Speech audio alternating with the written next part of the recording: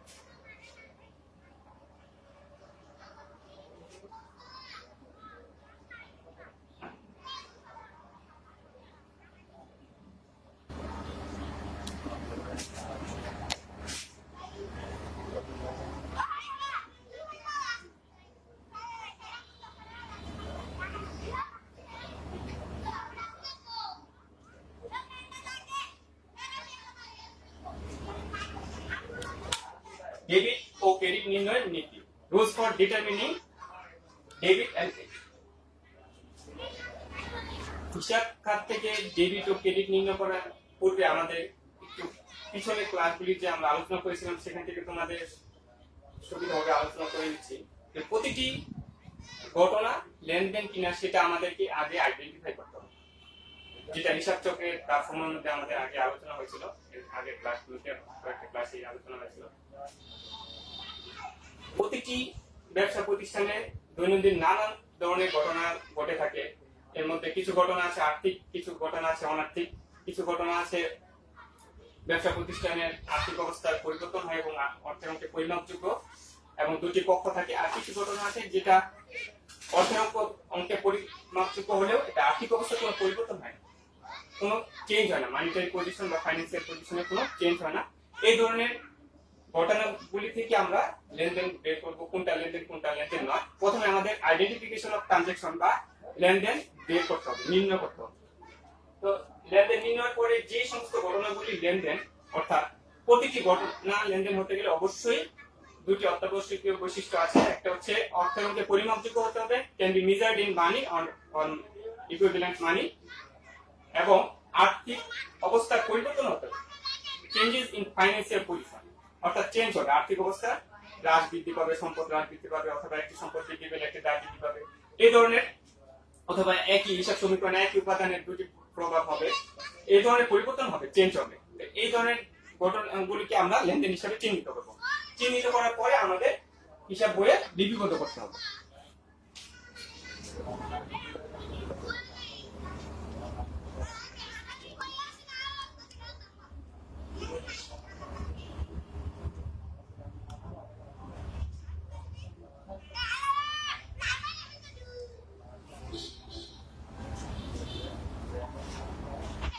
তো আমরা প্রতিটি ঘটনা লেনদেন বলে যখন চিহ্নিত করব তখন আমাদের এই লেনদেনগুলিকে আর্থিক অবস্থার পরিবর্তন হয়েছে যে সমস্ত ঘটনার দ্বারা এবং অর্থের উপরে পরিমাপযোগ্য, এই ধরনের ঘটনাগুলিকে লেনদেন বলে বিবেচিত করব। লেনদেন বিবেচিত করার পর বা লেনদেন হিসেবে চিহ্নিত করার পর এই ঘটনাগুলি থেকে আমরা হিসাব খাত নির্ণয় করব, অর্থাৎ ডেবিট ও ক্রেডিট নির্ণয়ের যে বিষয়টা এখানে চলে আসছে, determining debit and credit, rules for determining, অর্থাৎ এই নিয়ম বা নীতিটা আমরা আজকে আলোচনা করব। এখানে দুইটা পদ্ধতি স্বাভাবিকভাবে আছে যেটা অ্যাকাউন্টিং এর ক্ষেত্রে। একটা হচ্ছে ট্রেডিশনাল মেথড, অর্থাৎ সনাতন পদ্ধতি, যেটাকে বলা হয় প্রাচীন বা সনাতন পদ্ধতি। তো প্রচলিত ধারণা অনুযায়ী যেটা ডেবিট ক্রেডিট নির্ণয় করা হয়, এক নাম্বার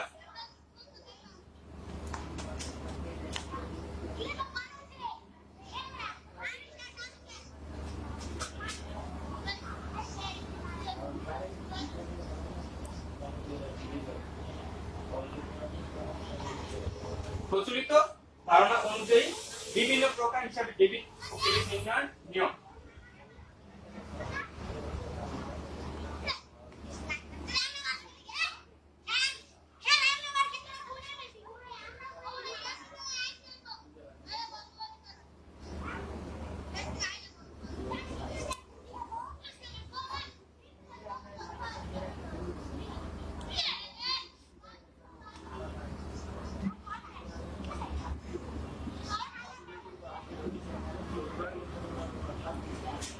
প্রচলিত ধারণা অনুযায়ী বিভিন্ন প্রকার হিসাবে ডেবিট ও ক্রেডিট নির্ণয়ের নিয়ম,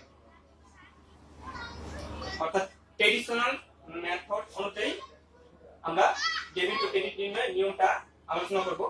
আমরা জানি প্রচলিত পদ্ধতিতে বা সনাতন পদ্ধতিতে তিন ধরনের হিসাব পাওয়া যায়। একটা হচ্ছে ব্যক্তিবাচক হিসাব,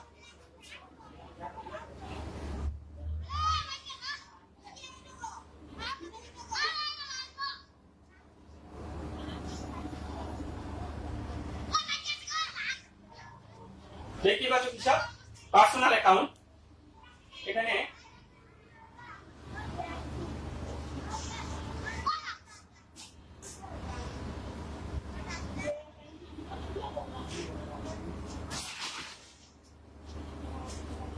ব্যক্তিবাচক হিসাবের ক্ষেত্রে দুটি পক্ষ থাকবে, একটি হচ্ছে সুবিধা গ্রহণকারী এবং অপর পক্ষ হচ্ছে সুবিধা প্রদানকারী।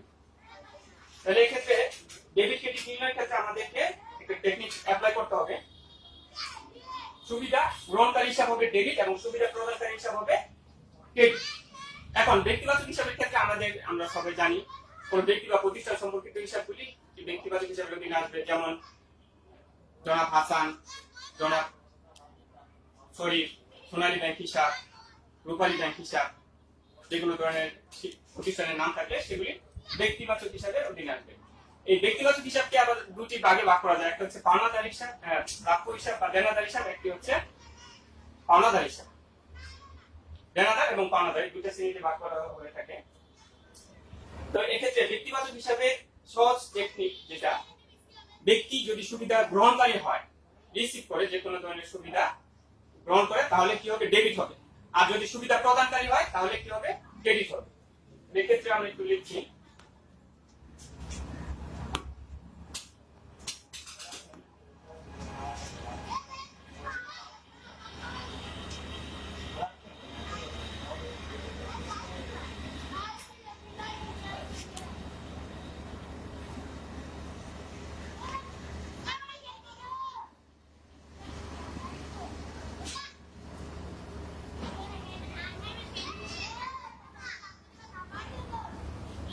সুবিধা গ্রহণকারী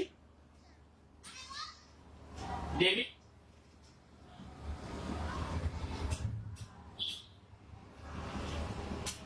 সুবিধা প্রদানকারী ক্রেডিট।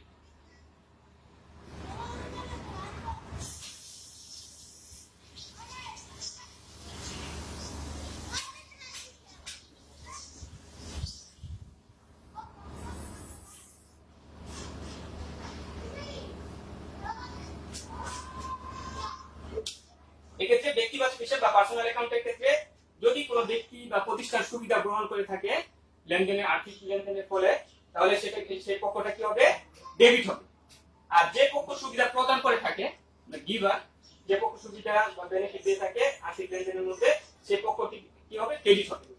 এটি একটি উদাহরণের সাহায্যে বোঝানো যেতে পারে, যেমন জনাব হাসানের নিকট দাঁড়ে পণ্য বিক্রয় করা হলো। তাহলে এক্ষেত্রে এই উদাহরণটির মধ্যে দুটি পক্ষ আমরা আইডেন্টিফাই করব।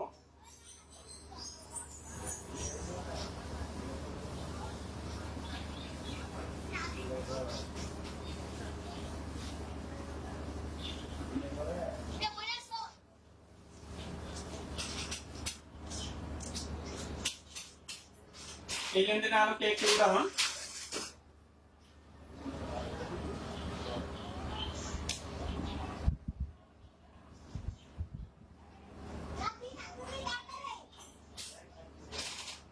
জনাব হাসানের নিকট দাঁড়ে পণ্য বিক্রয়।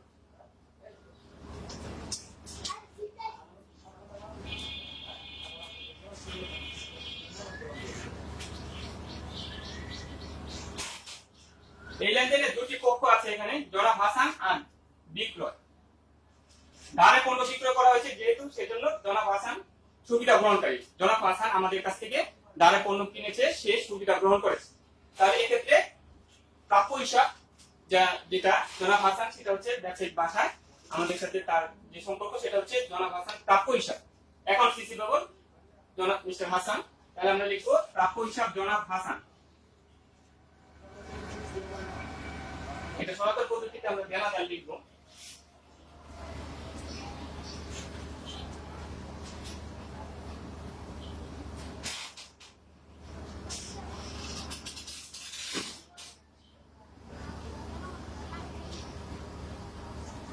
তাহলে জনাব হাসান এখানে সুবিধা গ্রহণকারী, তাহলে ডেবিট, জনাব হাসান হিসাব ডেবিট হবে।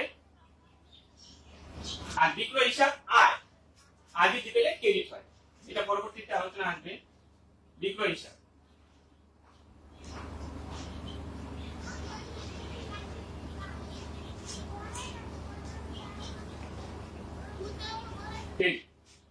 তাহলে এই লেনদেনের মধ্যে জনাব হাসানের নিকট ধারে পণ্য বিক্রয় করা হলো, দেনাদার জনাব হাসান ডেবিট, সুবিধা গ্রহণ করেছে এর জন্য। আর বিক্রয় হিসাব আয়, আয় বৃদ্ধি পেলে ক্রেডিট হবে। এটা নমিনাল অ্যাকাউন্ট বা রেভিনিউ ইনকাম, যেটা বিক্রয় হিসাব আয় যেটা। তাহলে এক্ষেত্রে এটা হচ্ছে একটা উদাহরণ। আরেকটা হচ্ছে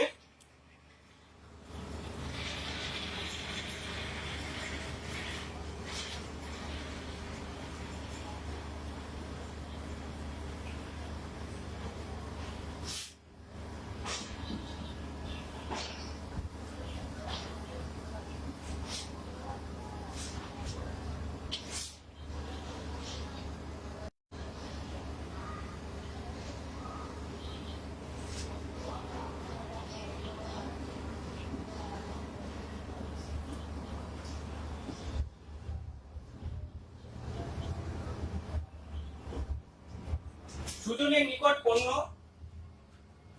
বিক্রয়, এটা উদাহরণ দিয়ে দিলে একই হবে। তাহলে এক্ষেত্রে সুজন হিসাব, দেনাদার সুজন হিসাব এবং বিক্রয় হিসাব, যেহেতু এখানে নগদ কথা উল্লেখ নেই সেহেতু এটা ধারে লেনদেন হবে। তাহলে দেনাদার যেটা, সেটা হচ্ছে সুজন, সুবিধা গ্রহণ করেছে, তাহলে দেনাদার সুজন ডেবিট, আর বিক্রয় হিসাব আয় বৃদ্ধি পেলে ক্রেডিট হবে।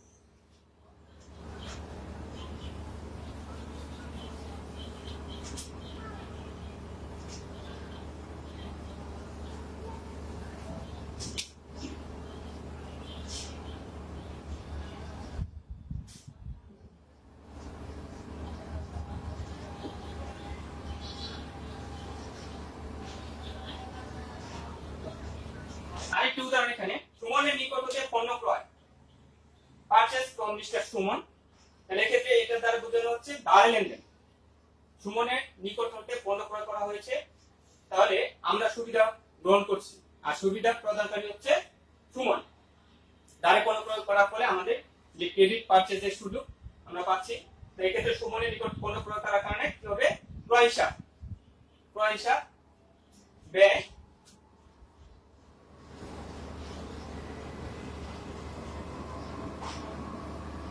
নামিক হিসাবে ব্যয় বৃদ্ধি পেলে ডেবিট হয়, এটা পরে আলোচনা আসবে। আবার নামিক হিসাব ব্যয় বৃদ্ধি ডেবিট। আর এখানে প্রদেয় হিসাব বা পাওনাদার সুমন ক্রেডিট।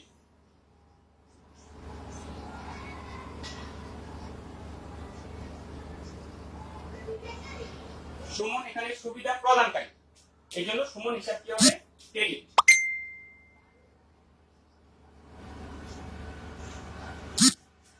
তাহলে এক্ষেত্রে আমরা ব্যক্তিবাচক হিসাবের ক্ষেত্রে বা পার্সোনাল অ্যাকাউন্টের ক্ষেত্রে যেটা শিখলাম সেটা হচ্ছে সুবিধা গ্রহণকারী রিসিভার ডেবিট এবং সুবিধা প্রদানকারী বা গিভার ক্রেডিট। এক্ষেত্রে আমরা যে কোনো ধরনের লেনদেন এভাবে আমরা সহজেই নির্ণয় করতে পারবো। ব্যক্তিবাচক হিসাবের ক্ষেত্রে কিভাবে আমরা হিসাব খাত থেকে ডেবিট ক্রেডিট নির্ণয় করব।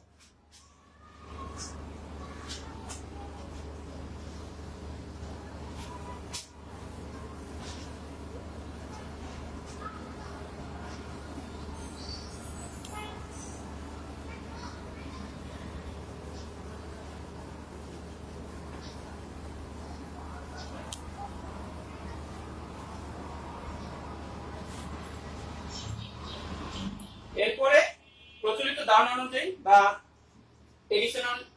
ট্রেডিশনাল মেথড অনুযায়ী দ্বিতীয় যে পদ্ধতি সেটা হচ্ছে সম্পদ হিসাবে যে শ্রেণী বিভাগ সন্তান পদ্ধতিতে দ্বিতীয় সেটা হচ্ছে সম্পদ হিসাব বা সম্পত্তিবাচক হিসাব।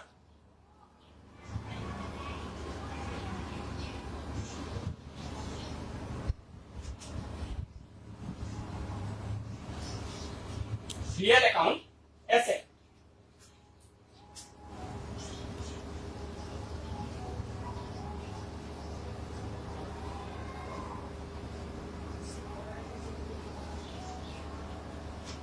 অ্যাসেটস বা রিয়েল অ্যাকাউন্ট সম্পত্তিবাচক হিসাব।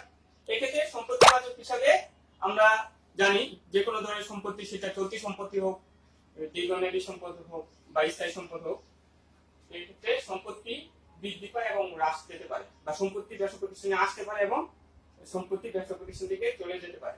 সেই ক্ষেত্রে কামস ইন গোস আউট, অর্থাৎ একটি প্রতিষ্ঠানের সম্পত্তি যদি কোনো লেনদেনের ফলে বা কোনো আর্থিক ঘটনার ফলে যদি ব্যবসা প্রতিষ্ঠানের কোনো সম্পত্তি বৃদ্ধি পায় এবং সম্পত্তি হ্রাস পায়, তাহলে কিভাবে আমরা ডেবিট ক্রেডিট নির্ণয় করব? তাহলে এই ক্ষেত্রে সম্পত্তিবাচক হিসাবে আমরা তো জানি বিভিন্ন ধরনের সম্পত্তি রয়েছে, স্থায়ী সম্পদ, চলতি সম্পদ, দীর্ঘমেয়াদী বিনিয়োগ, বকেয়া আয় সমূহ, হ্যাঁ, বিভিন্ন ভাবে সম্পদ আমরা ক্লাসিফিকেশন করতে পারি, দৃশ্যমান সম্পদ, অদৃশ্যমান সম্পদ। তো এই ধরনের সম্পদ বৃদ্ধি পেলে কি হবে? ডেবিট হবে। এক্ষেত্রে সম্পত্তি আসলে ডেবিট হবে।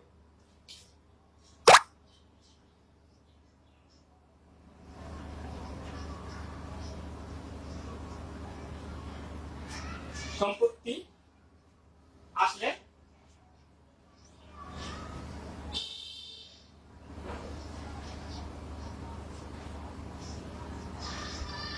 ডেবিট, সম্পত্তি চলে গেলে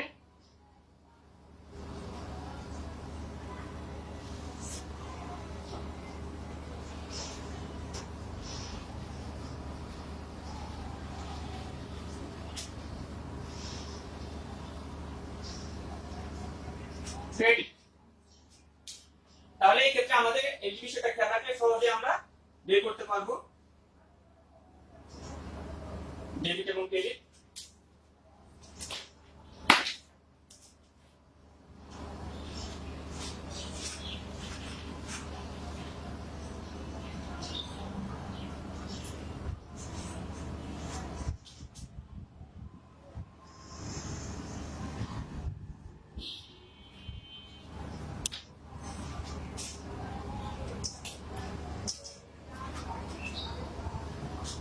সম্পত্তিবাচক হিসাবে একটি উদাহরণ যদি আমরা দেই, নগদে আসবাবপত্র ক্রয়।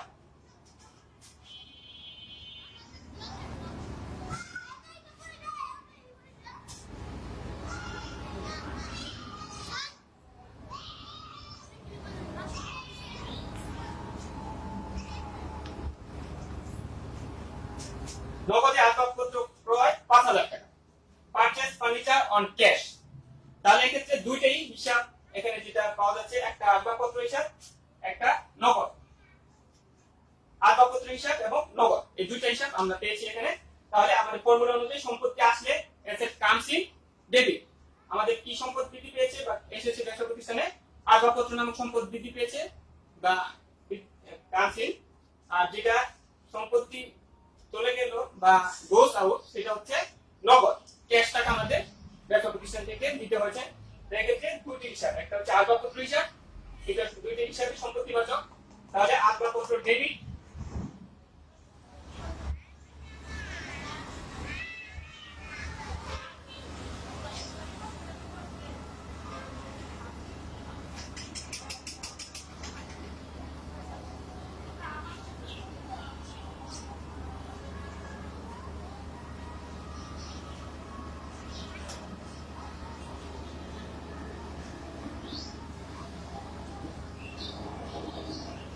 আসবাবপত্র হিসাব হবে ডেবিট এবং নগদ হিসাব হবে ক্রেডিট। এটা হচ্ছে সহজে আমরা সম্পত্তিবাচক হিসাবে কিভাবে ডেবিট ক্রেডিট নির্ণয় করতে পারবো, এই উদাহরণ।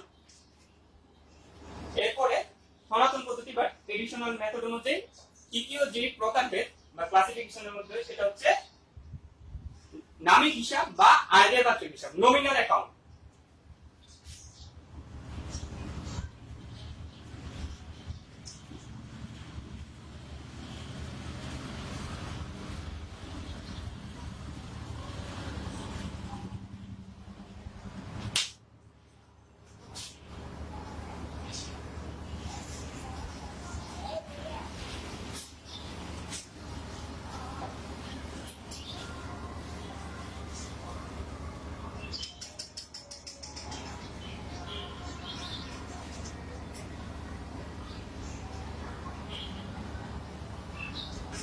নমিনাল অ্যাকাউন্ট বা নামিক হিসাব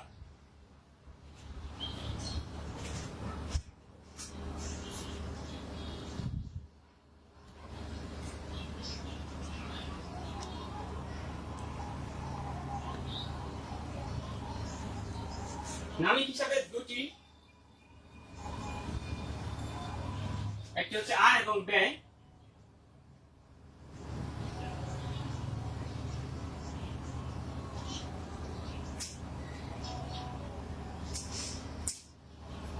নামিক বা আয় ব্যয়বাচক হিসাব নমিনাল অ্যাকাউন্ট। আয় ব্যয় ও লাভ ক্ষতির সাথে সম্পর্কিত হিসাবকে নামিক হিসাব বলে। এই হিসাবগুলি হচ্ছে নামিক হিসাব, আয় ব্যয় এবং লাভ ক্ষতি। তাহলে এক্ষেত্রে এগুলি আমরা আয়ের খাতগুলি আবার লিখব। এক, আয়ের খাত,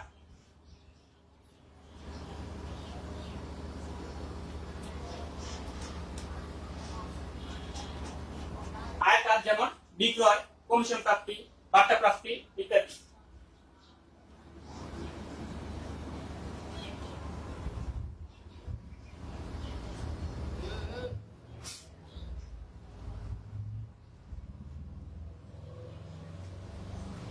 sales, commission receipt, discount receipt etcetera. তাহলে এক্ষেত্রে আয়ের খাত 2 নাম্বার হচ্ছে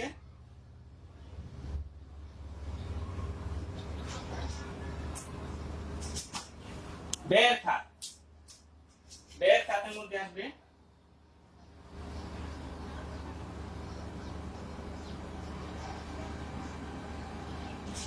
বেতন, মজুরি,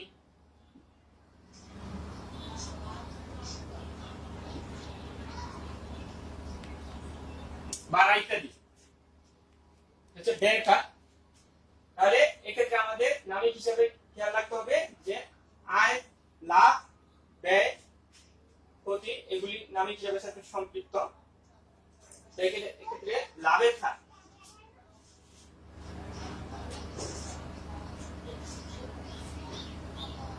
প্রফিট, লাভের খাতের মধ্যে যেমন সম্পত্তি বিক্রয়জনিত লাভ, আসবাবপত্র বিক্রয়জনিত লাভ, জ্বালানি কাজের প্রেরিত পণ্যের হতে লাভ।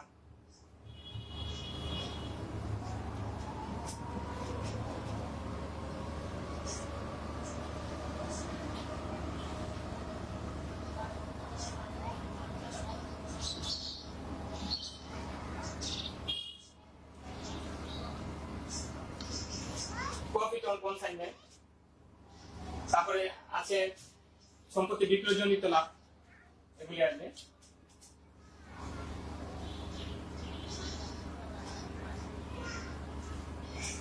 আরেকটা হচ্ছে ক্ষতির খাত।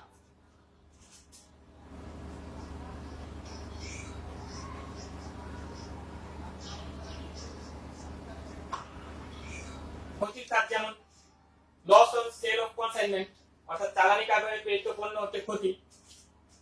চালানি কারবারে প্রেরিত পণ্য হচ্ছে ক্ষতি। লস অন কনসাইনমেন্ট, স্থায়ী সম্পত্তি বিক্রয়জনিত ক্ষতি। কোন স্থায়ী সম্পত্তি বিক্রয় করার ফলে আমাদের ক্ষতি হতে পারে, অর্থাৎ বুক ভ্যালু বা পুস্তক মূল্য চেয়ে যদি সেলস প্রাইসটা কম হয় তাহলে লস হবে। এটা হচ্ছে এই নামিক হিসাব বা পার্সোনাল নমিনাল অ্যাকাউন্টের যে চারটি খাত আছে, আয়ের খাত, ব্যয়ের খাত, লাভের খাত, ক্ষতির খাত। এর ক্ষেত্রে আয় এবং লাভ হলে কি হবে?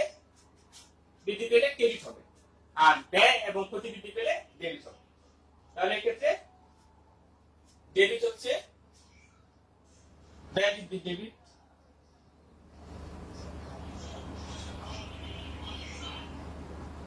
আয়ের খাত ক্রেডিট, লাভের খাত ক্রেডিট, লাভ হলে ক্রেডিট হবে।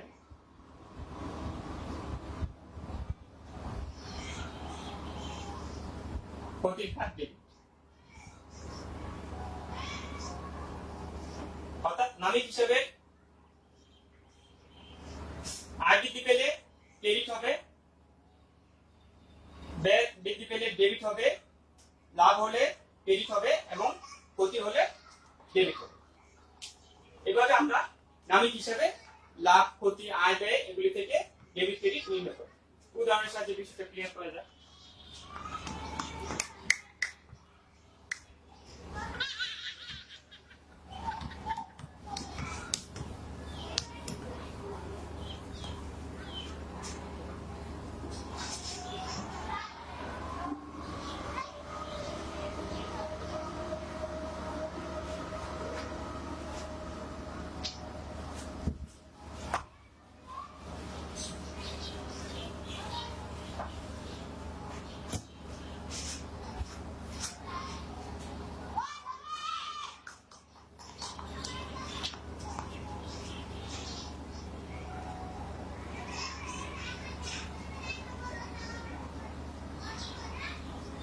নগদে পণ্য বিক্রয়,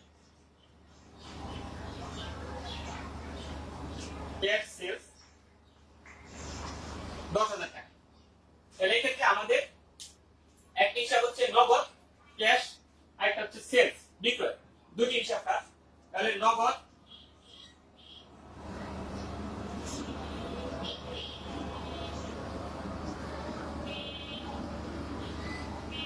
নগদান হিসাব,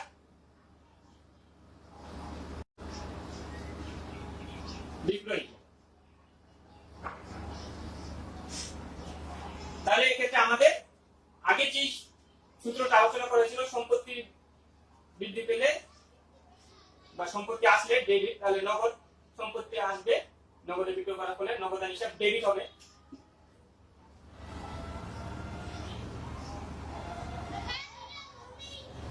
ডেবিট।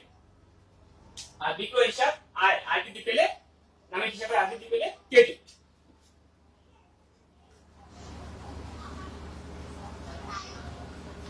এভাবে আমরা নামিক হিসাবে ক্ষেত্রে ডেবিট ক্রেডিট নির্ণয় করব সহজেই।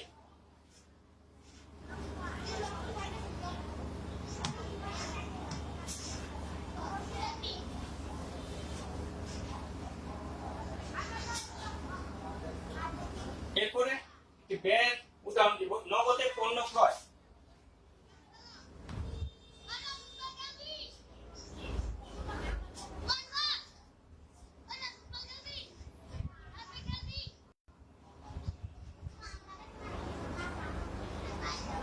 নগদে পণ্য ক্রয় 10,000 টাকায়। এই উদাহরণে আমরা দেখতে পাই একটি হচ্ছে নগদান হিসাব, একটি হচ্ছে ক্রয় হিসাব।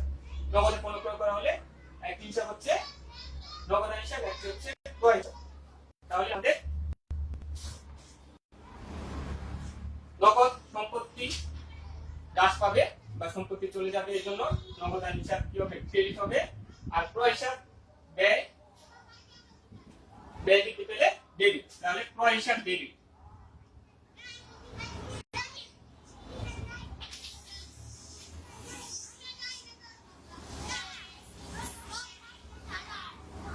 ক্রয় হিসাব ডেবিট।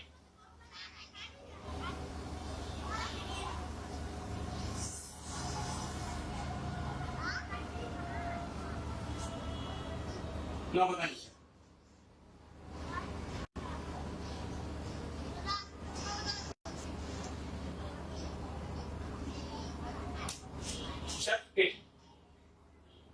তাহলে এই ক্ষেত্রে আমরা সব ধরনের উদাহরণ এখানে দেওয়া হয়েছে। নামিক হিসাবে ব্যয় হলে কি হবে? ব্যয় বৃদ্ধি পেলে ডেবিট, ক্রয় হিসাব ডেবিট। আর সম্পত্তি হ্রাস পেলে, নগদে ক্রয় করার কারণে সম্পত্তি হ্রাস পেয়েছে, এই জন্য নগদান হিসাব কি হবে? ক্রেডিট হবে।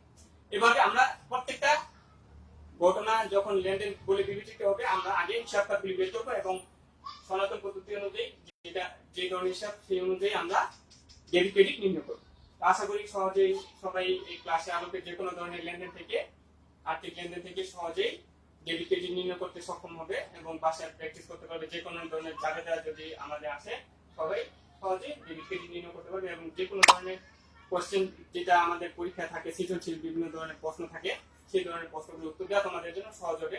কারণ জাবেদা যদি সঠিক না হয় তাহলে তোমাদের খতিয়ান মুক্তকরণের সময় কি ভুল হয়ে থাকে। এই জন্য কোনো কোনো ক্ষেত্রে জাবেদা না করেও আমাদের সরাসরি খতিয়ান প্রস্তুত করা হয়। তো এই ক্ষেত্রে আমাদের অবশ্যই নিজের আমরা যে জাবেদাটা আমরা খতিয়ান প্রস্তুত করবো অবশ্যই সেটা সঠিক হতে হবে। তো এক্ষেত্রে আমাদের যে আলোচনা আজকে এই পর্যন্ত সেটা সামারি হচ্ছে ডেবিট ক্রেডিট নির্ণয় নীতি, rules for determining debit and credit. এটা হচ্ছে ট্রেডিশনাল মেথড অনুযায়ী আমরা যে হিসাবটাকে তিনটা ভাগে ভাগ করেছি। একটা হচ্ছে সম্পত্তিবাচক হিসাব, অ্যাসেট অর রিয়েল অ্যাকাউন্ট। এক্ষেত্রে সম্পত্তি বৃদ্ধি পেলে asset comes in debit, goes out, asset goes out, বা সম্পত্তি চলে গেলে ক্রেডিট। এরপরে যেটা সেটা হচ্ছে আরেকটা পদ্ধতি ব্যক্তিবাচক হিসাব আলোচনা করা হয়েছে। ব্যক্তিবাচক হিসাবে ব্যক্তি সুবিধা গ্রহণ করলে ডেবিট হবে, রিসিভার ডেবিট, এবং সুবিধা প্রদানকারী গিভার ক্রেডিট হবে। এভাবে আমরা ডেবিট ক্রেডিট নির্ণয় করবো। আর নামিক হিসাবে যেটা আলোচনা করা হলো 3 নম্বর পদ্ধতি, সেটা হচ্ছে নামিক হিসাব আয়, ব্যয়, লাভ, ক্ষতি। তাহলে ব্যয় এবং ক্ষতি বৃদ্ধি পেলে ডেবিট হবে এবং আয় বা লাভ বৃদ্ধি পেলে ক্রেডিট হবে। এভাবে আমরা এই সনাতন পদ্ধতিতে বা ট্রেডিশনাল মেথড অনুযায়ী সহজেই হিসাবে ডেবিট ক্রেডিট নির্ণয় করতে পারি। আশা করি তোমরা এই ক্লাস থেকে সহজেই বাসায় প্র্যাকটিস করলে অনেকগুলি অঙ্ক করতে পারবে। এই জন্য বাসায় বেশি বেশি প্র্যাকটিস করবে। যে বোর্ডের কোশ্চেনগুলি আছে এখানে যত ধরনের জাবেদা বিভিন্ন প্রশ্নের মধ্যে আছে সেগুলি তোমরা নিজেরাই বিভিন্ন বোর্ডের কোশ্চেন থেকে সলভ করবে। আশা করি তোমাদের এই করোনাকালীন সময় বাসায় অনেক সময় বাসায় প্রস্তুতি নিতে সুবিধা হবে। এভাবে তোমরা প্রস্তুতি নিচ্ছ পরীক্ষার জন্য।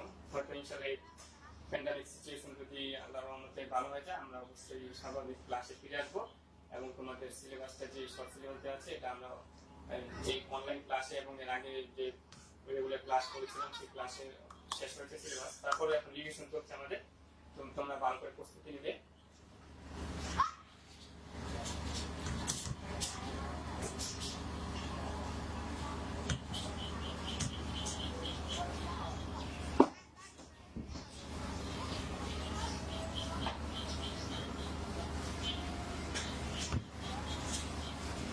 আজকে ক্লাসের আলোকে তোমাদের বাড়ি কাজ থাকবে যে কোনো 10টি লেনদেন নিজেরা লিখবে। 10টি লেনদেন থেকে সনাতন পদ্ধতিতে হিসাব খাত নির্ণয় করে হিসাব শ্রেণী বিভাগ অনুযায়ী লেনদেনের ডেবিট ক্রেডিট নির্ণয় করবে। অর্থাৎ ডেবিট ক্রেডিট নির্ণয়ের যে সনাতন পদ্ধতি বা প্রচলিত ধারণা অনুযায়ী ডেবিট ক্রেডিট নির্ণয়ের পদ্ধতি আলোচনা করা হয়েছে এই অনুযায়ী তোমরা 10টি লেনদেন থেকে নিজেরা অ্যাসাইনমেন্টের মতো আলোকে তৈরি করে মেসেঞ্জার পাঠিয়ে দিবে। আশা করি সবাই আজকে ক্লাসটা সহজে বুঝতে পেরেছো এবং এই ক্লাসটা ফলো করলে অন্যান্য যে অধ্যায়গুলি আছে সেই অধ্যায়গুলির জন্য তোমাদের এই টেকনিকটা কাজে লাগবে। সবাইকে ধন্যবাদ জানিয়ে আজকে ক্লাস শেষ করছি। আসসালামু আলাইকুম ওয়া রাহমাতুল্লাহি ওয়া বারাকাতুহু।